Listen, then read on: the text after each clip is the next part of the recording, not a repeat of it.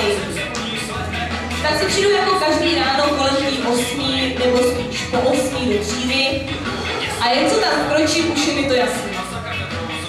Takže už jen z principu si vlastně zjišťuju, kolik těch úkolů na dnešek je, v tomhle případě, a kolik písemek, testů a kompozicí a zkoušení mám třeba dneska vlastně absolvovat. A když je to takhle pořád, dost vás to unaví. Všechno to potřebujete někde ventilovat. Takže já se vám teď musím s něčím svěřit. Já se strašně často zamilovávám. Jdu takhle po ulici a najednou bum. Je to tam.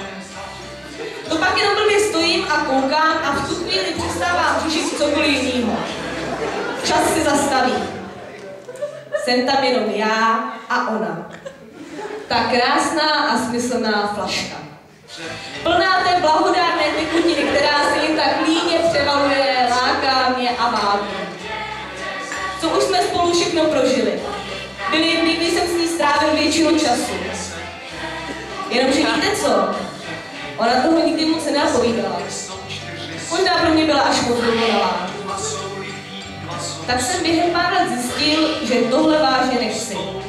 A když pak jdete znovu po ulici a najednou uvidíte ji, zjistíte, že už to holt asi nikdy nebude jinak a že když tohle milujete, není co řešit.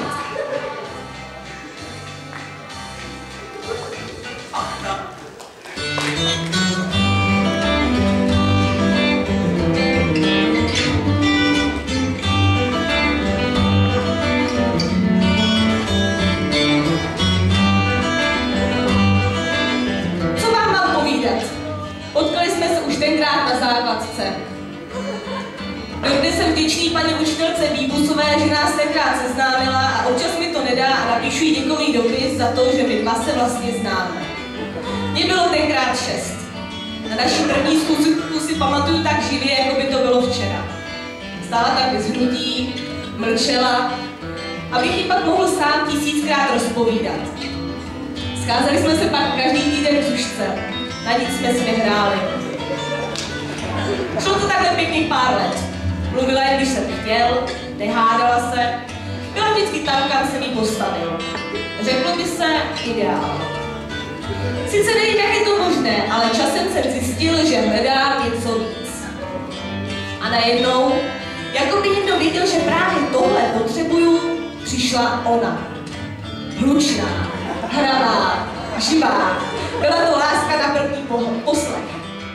Ach ano, ta dokonalá elektrická kytara. Co byste byli tolikrát svědkem, jak jsme si to spolu rozdávali. Někdo v ní záviděl a každý měl aspoň trošku podobnou. Jenomže časem to s ní začalo být úplně stejný jako s tou první. A to jsem se ještě ani nezmínil, že jsem tu svou starou nikdy úplně neopustil a často se k ní vracel. Jasně, že tak, aby to ta moje mladá nevěděla. Nikdy na to nepřišli holky moje. A tak jsem časem začal zjišťovat, po čem já to vlastně toužím. Chtěl jsem s ní jít ven. Chtěl jsem se už taky konečně bavit o něčem jiným než o hudbě. Vždyť já se chtěl občas i pohádat.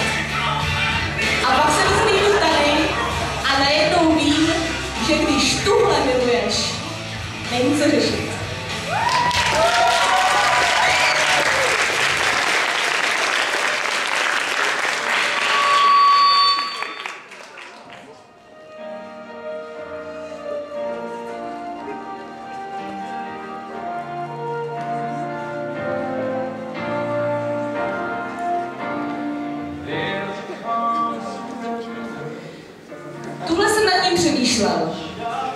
Jaké vlasy jsou?